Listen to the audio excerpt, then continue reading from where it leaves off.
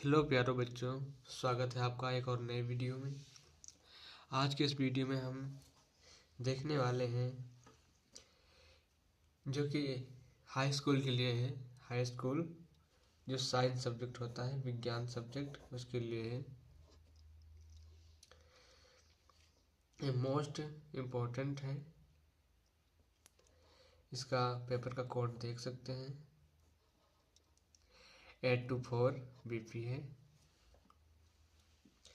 2022 का है मॉडल, 2022 का है।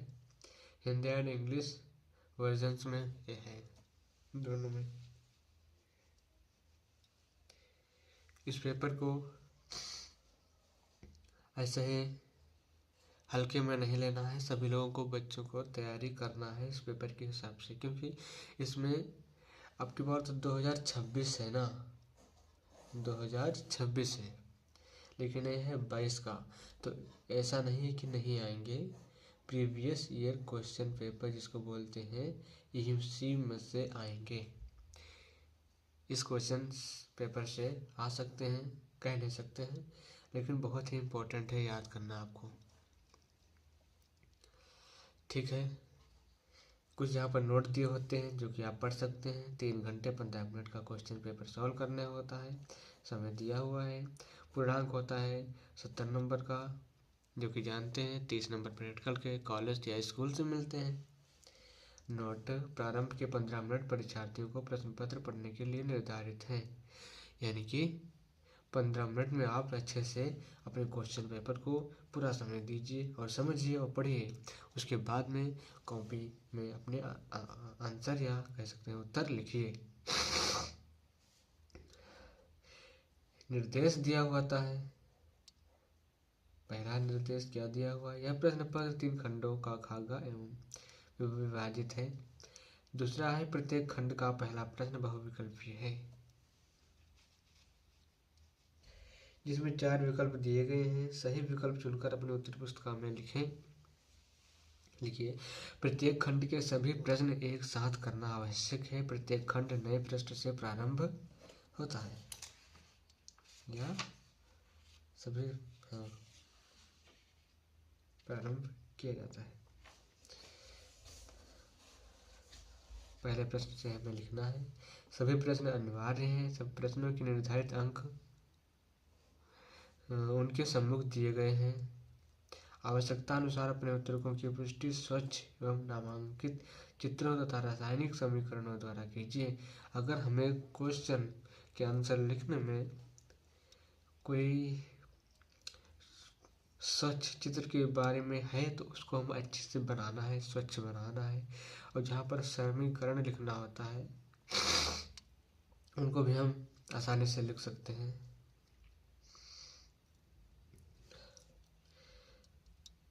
इंस्ट्रक्शन वही बात है जो अभी हमने पढ़ा है, ये तो इंग्लिश में है। इधर देखिए, खंड का यहाँ पर दिया हुआ है पहला प्रश्न, पार्ट ए, जिसको बोलते हैं खंड का। पहला प्रश्न है, एक गोलीय दर्पण की वक्रता त्रिज्या 30 सेमी है, इसकी फोकस दूरी होगी। ये आपको जो सही है उसके विषय में जरूर इसको वीडियो को देख करके इसका स्क्रीनशॉट ले लीजिए और अच्छे से इसकी तैयारी कर लीजिए। दूसरा प्रश्न है, किसी वस्तु का आभासी सीधा और बड़ा प्रतिबिंब प्राप्त करने के लिए वस्तु को उत्तल लेंस के सामने रखते हैं। लेंस के मुख्य फोकस पर, फोकस दूरी के दोगुनी दूरी पर, अनंत पर, लेंस के प्राकर्षिक केंद्र और प्रथम मुख्य फोकस के बीच में। जो इसमें सही है उसमें हम टिक करेंगे। वैद्युत ऊर्जा का मात्रक है, क्या है आपको पता होना चाहिए। जो है उसको हम लिखेंगे शायद वोल्ट। ये तो बहुविकल्पी प्रश्न थे। प्रश्न है, विद्युत धारा का मापन करते हैं किसके द्वारा? विद्युत जनित्र द्वारा, धारामापी द्वारा, अमीटर द्वारा, विद्युत मोटर द्वारा, धारामापी द्वारा। और प्रश्न 2 है, जो कि दो दो नंबर के होने वाले हैं। कितने नंबर के? दो नंबर के, दो नंबर के होंगे ये प्रश्न। एक अवतल दर्पण के सामने 15 सेमी दूरी पर एक वस्तु रखी है। यह दर्पण की फोकस दूरी 30 सेंटीमीटर हो तो प्रतिबिंब की स्थिति और प्रकृति ज्ञात कीजिए। प्रकृति क्या होगी ये हमें बताना है। तो क्वेश्चन इम्पोर्टेंट है, तैयारी जरूर करिए। श्वेत प्रकाश के विक्षेपण से आप क्या समझते हैं? श्वेत प्रकाश के वर्ण विक्षेपण में प्राप्त विभिन्न रंगों का क्रम लिखिए। सभी लोग अच्छे से देखिए, ध्यान से। विद्युत विभव तथा विद्युत विभवांतर की परिभाषा तथा इनके मात्रक लिखिए। ये तो छोटे छोटे क्वेश्चन है, तैयार कर सकते हैं आप। आगे का क्वेश्चन कौन सा है दिखाते हैं आपको। यहाँ पर दिया हुआ है दूरदृष्टि। प्रश्न नंबर 3 है, दूरदृष्टि दोष क्या है, इसे किस प्रकार संशोधित किया जा सकता है? आवश्यक किरण आरेख भी बनाइए। हमें चित्र के द्वारा भी समझाना है कि कैसे क्या होता है। ठीक है, इम्पोर्टेंट है। अथवा एक वस्तु 10 सेंटीमीटर फोकस दूरी की किसी अपसारी लेंस से 25 सेंटीमीटर दूरी पर रखी है। किरण आरेख खींचकर बनने वाले प्रतिबिंब की स्थिति तथा प्रकृति ज्ञात कीजिए। ये वाला नहीं आ रहा तो हम ये वाला करेंगे, ये वाला नहीं आ रहा तो ये वाला करेंगे, ये वाला नहीं आ रहा तो ये वाला करेंगे। हम एक करेंगे इसमें से, जहाँ पे अथवा लगा है वहाँ पर एक क्वेश्चन हल करते हैं। ठीक है। दूसरा यहाँ पर खा है, एक तार के सिरों पर 1.5 वोल्ट विभवांतर लगाने पर 0.5 एम्पियर विद्युत धारा प्रवाहित होती है यदि तार की लंबाई 3 मीटर और अनुप्रस्थ काट है 6 × 10⁻⁻66 मीटर स्क्वायर हो तो उसके प्रतिरोधकता की गणना कीजिए। क्वेश्चन हमने भी बोर्ड परीक्षा दिया हुआ है, हमें पता है कितने इम्पोर्टेंट होते हैं। अगर ये वाला नहीं है तो ये वाला मोस्ट इम्पोर्टेंट है, तो जरूर आएगा। ये वाला क्वेश्चन जो अथवा करके दिया हुआ है ये तो बहुत जरूरी है। 3 प्रतिरोध R1 R2 तथा R3 परस्पर समांतर में जुड़े हैं, इनके तुल्य प्रतिरोध के लिए व्यंजक प्राप्त कीजिए। जरूर आप लोग तैयारी कर लीजिए। प्रश्न नंबर 4 है, नामांकित आरेख खींचकर किसी विद्युत मोटर का सिद्धांत एवं कार्यविधि स्पष्ट कीजिए। जो सिद्धांत वाले होते हैं इनको जरूर आप तैयारी कर लीजिए। जो खींच कर होते हैं स्पष्ट कीजिए। तो विद्युत मोटर है, कोई भी हो सकता है, लेकिन सिद्धांत जो है थ्योरी जरूर इसको तैयारी करना है। अथवा थ्योरम प्रिंसिपल, 2 बल्ब जिनमें से एक पर 100 वाट 220 वोल्ट तथा दूसरे पर 60 वाट 220 वोल्ट अंकित है। विद्युत आपूर्ति 220 वोल्ट के साथ समांतर क्रम में जुड़े हैं। विद्युत मेंस से कितनी धारा ली जाएगी? प्रत्येक बल्ब का प्रतिरोध, उनका तुल्य प्रतिरोध तथा उनसे ली गई अलग अलग धारा का मान बताइए। तो एक क्वेश्चन अगर नहीं आ रहा तो ये वाला हम करेंगे, अन्यथा इसे हम छोड़ देंगे।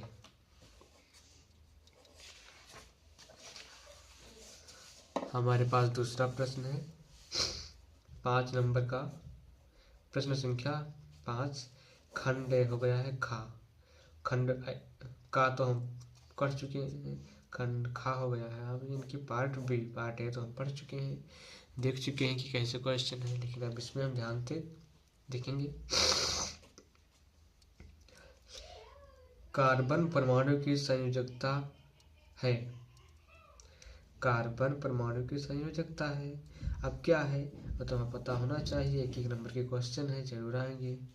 कैल्शियम फास्फेट का सूत्र है जो है वो लिखिए। सी को कैल्शियम बोलते हैं, फास्फेट को जो बोलते हैं आप जान जाइए। देख सकते हैं तीसरा प्रश्न यहाँ पर दिया हुआ है। ग नंबर का रासायनिक समीकरण BaCl2 जलीय प्लस H2SO4 जलीय, जिससे अब क्रिया करके बनेगा क्या बनेगा, BaSO4 ठोस प्लस 2HCl जलीय है।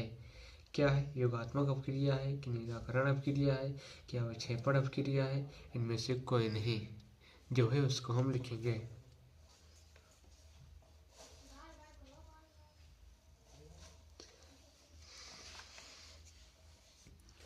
आगे हम पेज पलट कर देखते हैं क्या दिया हुआ है। यहाँ पर प्रश्न दिया हुआ है, प्रश्न नंबर 6, निम्नलिखित रासायनिक समीकरण में आक्सीकारक तथा अपचायक पदार्थ कारण देते हुए 2 नंबर का प्रश्न है, मोस्ट इम्पोर्टेंट है। ऐसे क्वेश्चन आना एक छोटी सी बात है, क्योंकि ऐसे क्वेश्चन हमेशा पूछे जाते हैं। खा नंबर है, कास्टिक सोडा तथा प्लास्टर ऑफ पेरिस के उपयोग लिखिए। 2 नंबर का है, मेंडलीव की आवर्त सारणी की किन्हीं 2 उपयोगिताओं का उल्लेख कीजिए। ये मोस्ट इम्पोर्टेंट है, इसको तो करना है। 7 नंबर प्रश्न है, निम्नलिखित कार्बनिक यौगिक का IUPAC पद्धति में नाम लिखिए। IUPAC को बहुत जल्दी तैयारी कर लीजिए, क्योंकि इससे प्रश्न जरूर आएंगे। यहाँ पर दिया हुआ है खा नंबर का क्वेश्चन, विद्युत रासायनिक श्रेणी की किन्हीं 2 उपयोग लिखिए। किन्हीं 2 उपयोग को हमें लिखना है, तैयारी कर लीजिए, इम्पोर्टेंट तो है ही। यहाँ पर अथवा में दिया हुआ है, उससे पहले यहाँ पर 8 नंबर में क्या दिया हुआ है, निम्नलिखित समीकरणों को पूर्ण कीजिए। ये समीकरण है, इसकी अपक्रिया क्या बनेगी, क्या बनेगी, क्या बनेगी, इन सबको हमें पूर्ण करना है। क्या नंबर का, 1 नंबर का, 1 नंबर का, 1 नंबर का, 3 नंबर हो गए, 2 नंबर का है, 2 नंबर का है, पूरे मिलाकर कितने नंबर हो जाएंगे देख सकते हैं। 2 2 4 5 6 7, 7 नंबर का क्वेश्चन है। अच्छा है, कर लीजिए, तो सरल तरीके से दिया हुआ है, ऐसे से करेंगे तो आप आराम से कर लेंगे। अथवा में दिया है, निम्न पर संक्षिप्त टिप्पणी लिखिए। पहला है प्रतिस्थापन का प्रक्रिया, इस पर टिप्पणी लिखिए। सजातीय श्रेणी, दहन अपक्रिया, स्टिरीकरण, जो कि आपको केमिस्ट्री में पढ़ाया गया है, इसको जरूर आप लिख सकते हैं। खंड है गा, जो कि मोस्ट इम्पोर्टेंट होता है सभी बच्चों के लिए, आप देख सकते हैं। प्रश्न नंबर 9 यानी कि 9, इसका का है, क्लोरोफिल अवशोषित करता है। क्या अवशोषित करता है, हमने आपको बताया था कि सभी खंड में क्वेश्चन जो पहले होंगे वो होंगे ऑब्जेक्टिव टाइप के, क्योंकि यहाँ पे ऑब्जेक्टिव टाइप लिखा हुआ है, देख सकते हैं। क्लोरोफिल अवशोषित करता है क्या, जल, प्रकाश ऊर्जा, खनिज लवण, ऑक्सीजन, क्या अवशोषित करता है, आपको टिक करना है। जैव विकास का सिद्धांत प्रतिपादित करने वाले वैज्ञानिक का नाम है, क्या है, Charles Darwin, Gregor Mendel, Jagadish Chandra Bose, Har Gobind Khorana, या जो भी कुछ है आप लिख सकते हैं, देख लिए होंगे। मानव में भ्रूण का पोषण मिलता है कहाँ से, अंडाशय से, प्लेसेंटा से, वृक्क से, फेलोपियन ट्यूब से मानव में भ्रूण का पोषण मिलता है। कहाँ से मिलता है, जहाँ से मिलता होगा आप टिक करेंगे। दूसरा प्रश्न है, घ नंबर का, निम्नलिखित में से कौन विषमपोषी नहीं है, फफूंदी, फीताक्रम, ईस्ट, मनी प्लांट, क्या नहीं है, आप लोग टिक करेंगे, है जरूरी क्वेश्चन।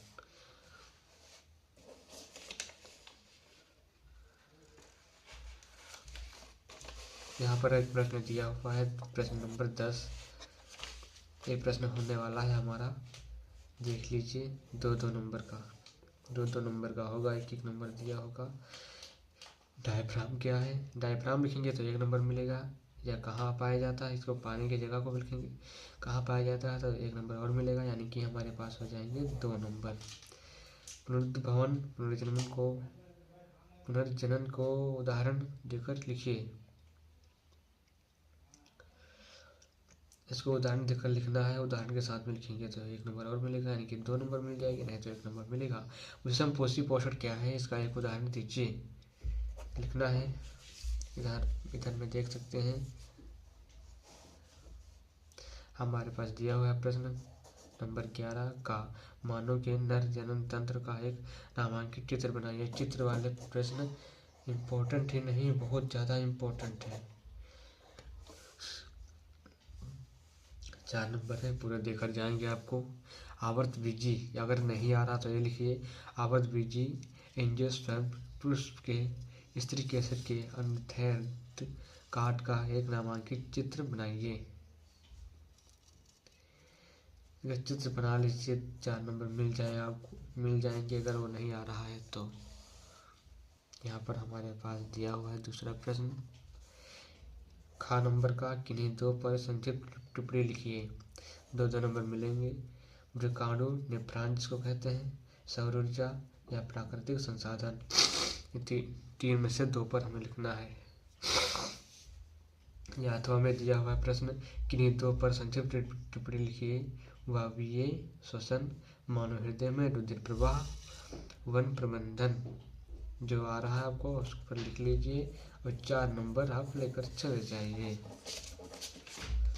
और इधर में आखिरी में क्वेश्चन दिया हुआ है, एक आवर्त बीजी, यानी कि 12 नंबर क्वेश्चन क्या दिया है, एक आवर्त बीजी एंजियोस्पर्म पौधे के नर जननांगों का वर्णन कीजिए। नर जननांग जो होते हैं उसका वर्णन करना है, ये आप कर लीजिए, इम्पोर्टेंट है। 7 नंबर देके आपको जाएंगे।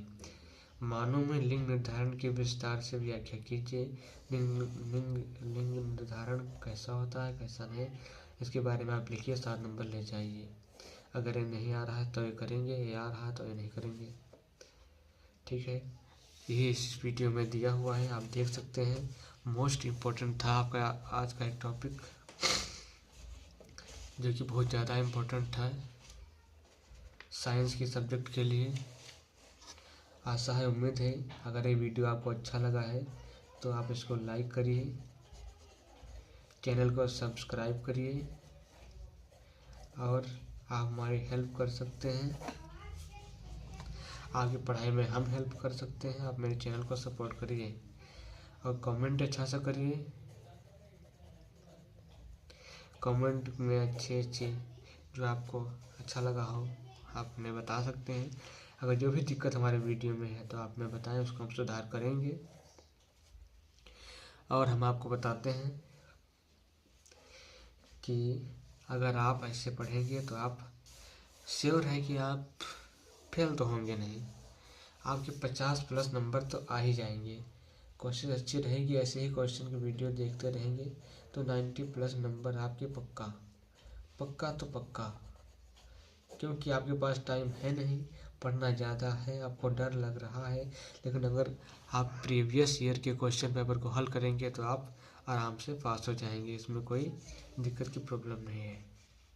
जो बच्चे नहीं पढ़े हैं उनके लिए वीडियो था, और जो पढ़े हैं सबके लिए था वीडियो, ऐसा नहीं है।